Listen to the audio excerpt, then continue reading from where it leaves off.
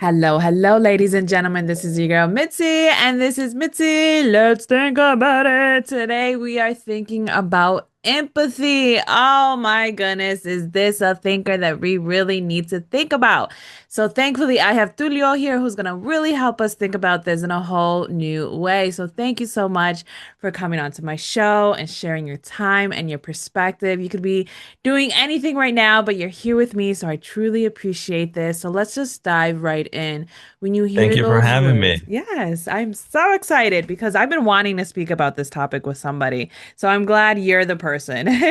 All So right. when you hear that word empathy, what does that make you think about? It's for me, it's as simple as just experiencing life through someone else, Mm, seeing things through their eyes, tasting things through their mouth.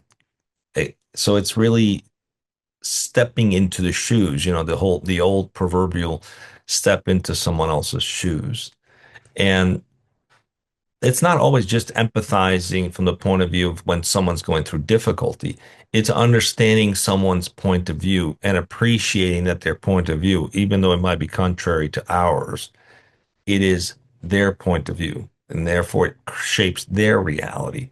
And being able to connect and appreciate that someone has their own reality, their own point of view, their own way of being, their own way of experiencing life is being empathetic. It's not, it's being present without judgment is really what empathy is about.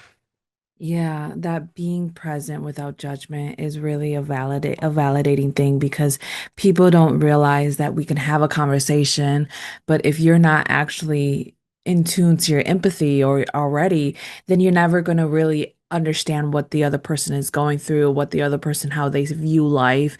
And that's what I love when you said you're just seeing how somebody else's view life, despite if it's not exactly how it aligns with your life, it's just giving you the opportunity to just view it in their in the way that they see it. And I think that's like, like back in the day they used to have like those clickers and you used to see different things. Mhm. And you just put it by your eyes and it'll show you different types of like different magnificent types of arts or whatever it was that the slider was in. I think that's basically kind of what it is. It's like you're viewing how they see life, and sometimes it's complex, and sometimes it's beautiful, and sometimes it's scary, and sometimes it's like, oh wow, that's interesting.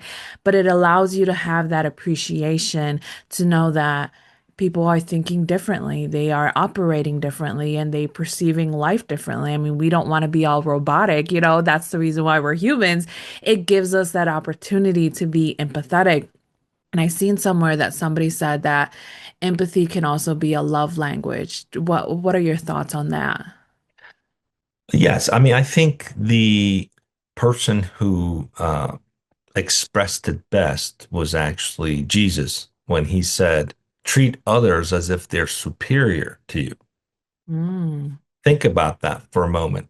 If we all treated each other and treated others as if they were superior to us, number one, we would have tremendous respect for them. yeah, Number two, we would listen more yeah, and try to understand what they're saying.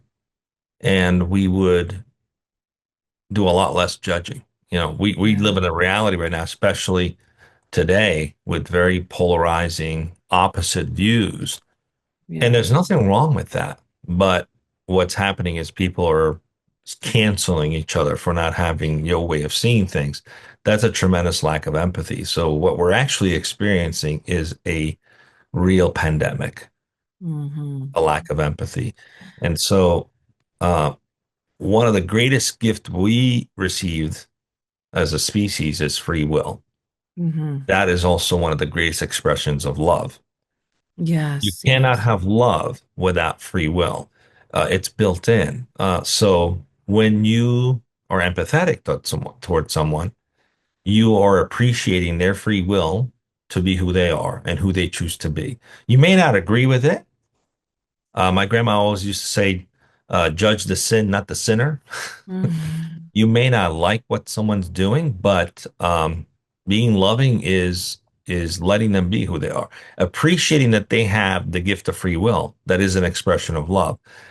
Somehow we try to be controlling, and that's not an expression of love. So that's why I believe empathy is an expression of love because it's just letting someone be who they are in their term and still being loving towards them, even if they choosing a lifestyle or a way of being that is contrary to ours. You can Yeah. still love the sinner, Yeah. just maybe you don't like the sin, as an expression. No, I love that type of expression. I love the way that you put it because if you really want to get real, I mean, yes, free will is what we all have, and that's what gives us the greatness of each individual. You know what I mean? We are all very individualized because the way that we see life and the way that we move through the world, and the fact that you were talking about how don't judge the sinner, judge the sin. I think that holds so much value because we can go through like the Bible and see all of these sinners, you know what I mean? But at the same time, Jesus didn't see them as sinners. They seen the sin, but forgave the sinners, you know what I mean? And I think we as humans, it's more of acknowledging that and embodying that so that we can truly learn to accept people for all that they are, even if it doesn't make sense for us in the moment, but it makes sense in the long run because at the end of the day, we are all just trying to feel accepted. We are all just trying to feel like we have some type of place. And when you remove that and we add that controlling factor, that manipulation factor, that deception, that maliciousness, that other intent to try to have somebody conform to another way of being, it really takes away that person for all that they are and all that they were created to be.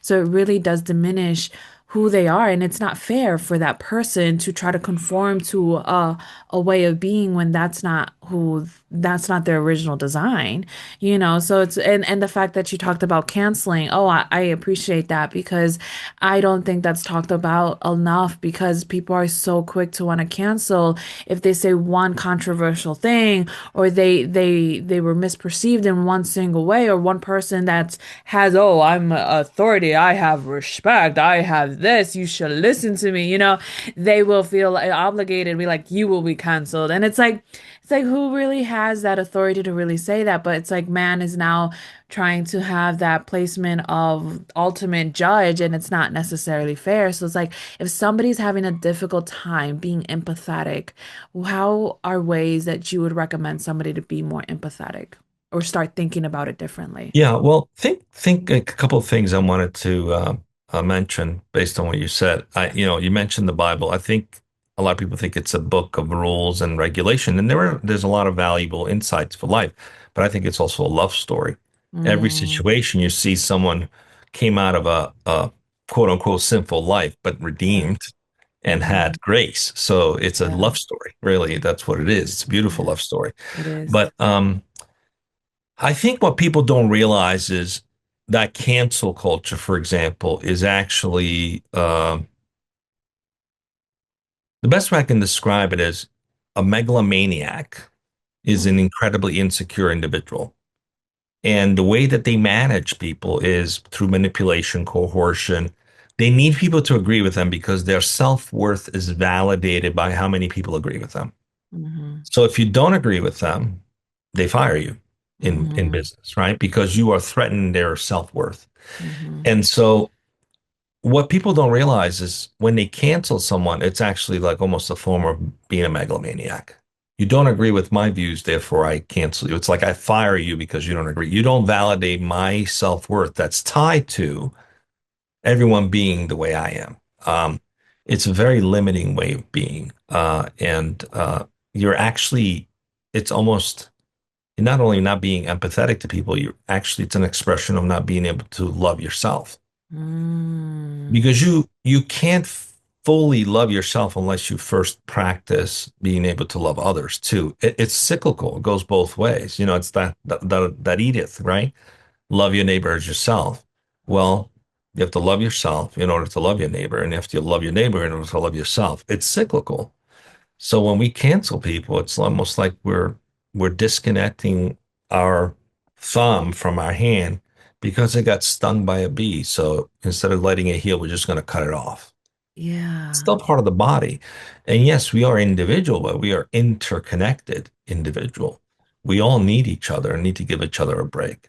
So, and that's the key thing. Let's show each other grace. Yes, Let's give each other a yes. break. I mean, we're all trying really hard to just make it through life, and some have more difficulty than others, and some need a little more grace than others, but we all, from time to time, just need grace. Yeah. And if we just maintain that mindset of like, I'm going to give people a break because I'll need a break sometimes too. It's cyclical. Now, if you struggle having empathy, one of the things I highly recommend is go volunteer your time and do something that you gain nothing out of it in return. Mm-hmm. Completely selfless. Go give your time to a cause that is about the cause. What will happen over time? You will tap into grace. Mm-hmm. And that grace and gratitude will activate empathy because you'll begin to see how much people appreciate those little acts of volunteering. And you'll connect to being valued for caring for someone other than yourself. And that activate empathy because really empathy is about caring for others other than ourselves. But it's beyond that. It's really about acknowledging ourselves in others. And that's a Yeah. hard thing to do when we are convinced Yeah. our way is the right way, their way is the wrong way. And unfortunately, that is, kind of like a megalomaniac way of thinking. You have to agree with me because my self-worth is tied to it. So there's a lot to unpack there. And it's difficult to have that kind of self-awareness and self-honesty and saying, maybe I view things a certain way because that's been my evolution so far as a human being. Mm-hmm. And I might see it differently in 10 years. So Yeah. being open and mutable is key, right? But being fixed and rigid is that's exhausting to live that way. So that always brings you back to this idea is just be graceful, you know. Yeah, yeah, it really does. And to be honest, when you were saying that, it made me think about one time this girl, she was really against homeless people. She thought they were just the scum of the scum. She didn't understand how they couldn't get a job, that they were always with a handout. So then she entered into this program where they stimulated them into a homeless environment, basically sent them in the city. They had about like a week to just be homeless into the city and try to get it on their feet on their own so that they know how it feels to truly be homeless.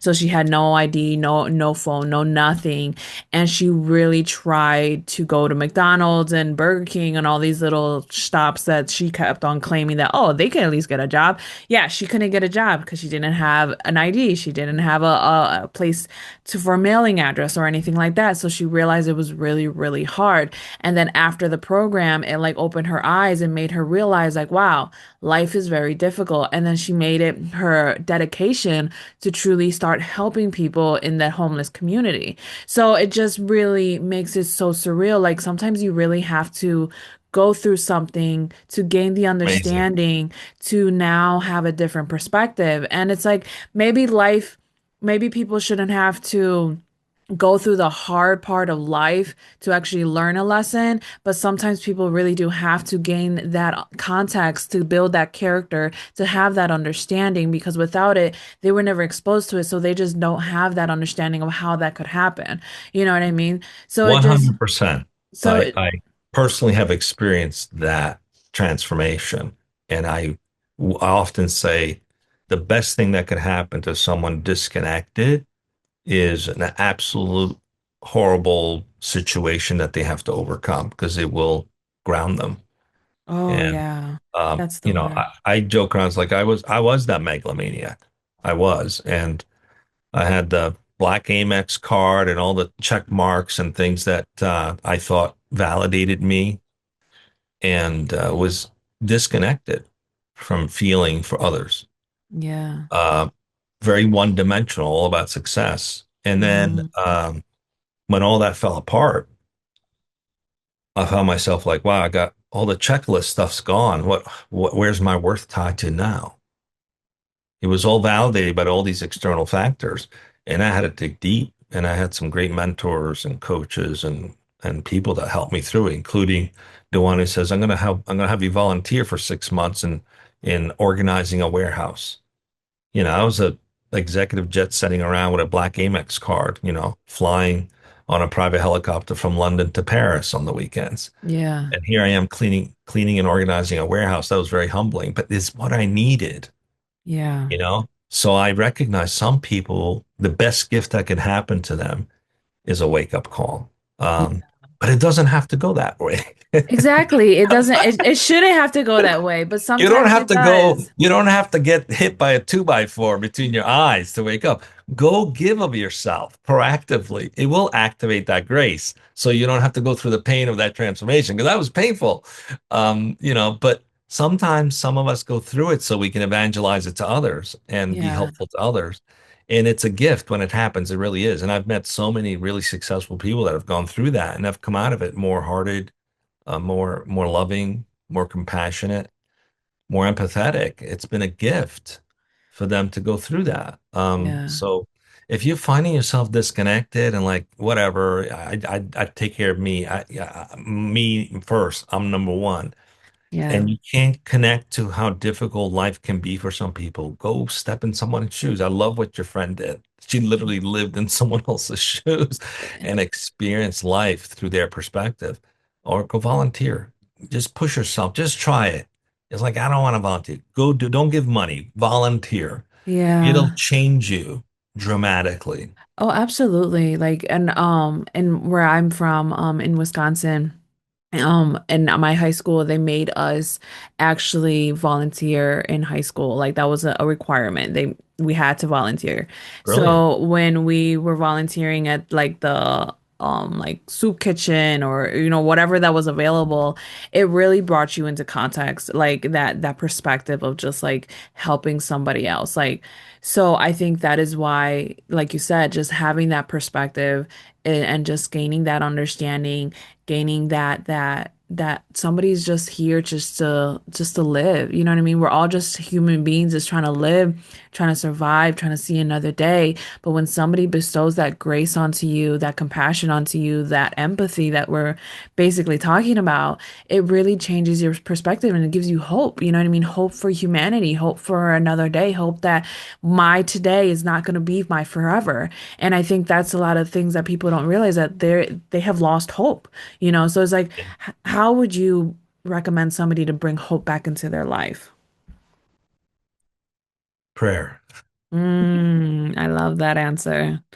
There is power in prayer. I know that's true. One of the greatest ways to activate grace is to ask for it. And then when you see a homeless person, it's easy to judge them, right? Hmm. But let me ask this, if you're watching this, when was the last time you stopped and had a conversation with a homeless person to ask them about their story? Because if you did that, you would see there's a human being there and they do have a story and they have circumstances that got them where they are. And you naturally want to give them some kind of hope. We are innately desirous of making an impact. So when you hear someone's story, you naturally be like, well, have you thought about this? Or have you thought about that? It's like, well, I can't get a job because I need to wash myself. And imagine you just go out of your way and say, okay, let me get you a room so you can take a shower, you can get groomed. Let's get you some food, your ID. Okay, let's see. Let me get you some help. Maybe we can recover your ID. Let's go down to the uh, health department or DMV or somewhere that can help us get this ID back, right? When you step into being helpful to those who feel hopeless, you start to give them hope. And in that process, you experience hope. I always say you will always experience what you put out because it flows through you. So when you Hmm. show love, you experience love. When you show care, you experience care. When you show empathy, you experience empathy. When you step outside of your comfort zone to be of help to someone else, you step into being graceful. And that is experience your divine. Yeah. Graceful is experiencing God in your life. There's Yeah. no greater gift than to do that. And it just takes a little effort, but it pays off such big dividends. Because sometimes we're very focused on what do I get out of it? Well, Yeah. that's what you'll get out of it. Experiencing that divine grace in your life. there's nothing that compares to it. That peace you experience Oh, is incredible. absolutely. It really is. It really is. Because when I was a child, we were homeless, but that was a different perspective because I was a child and it wasn't necessarily anything that I can do or anything. You know what I mean? I was really young. But when I became an adult and I was homeless again, and and I felt like it was all on me, the pressure was all on me. It was very distraughting because it makes you feel very like, oh, how can I allow this to happen to myself? I can't believe this happened. But then it's like you said, when you find that person that gives you that hope, because I found somebody I was just like, can I just sleep in my car in your driveway because I don't have nowhere else to go? Like I've extended it all out. And she was just like, just sleep on the couch. It's okay. And it changed my perspective. It provided me that hope again. It provided me that, oh, it's going to be okay. And then once that happened, I was able to get another job and I was able to get myself on my feet again. And it changed everything going forward. So it's just like people don't realize that kindness that you extend out can truly do so much. And it's like you said, grace, when you tap into grace, it is amazing because I read somewhere I was reading a Bible plan and they were talking about how you got to think about grace like a bank.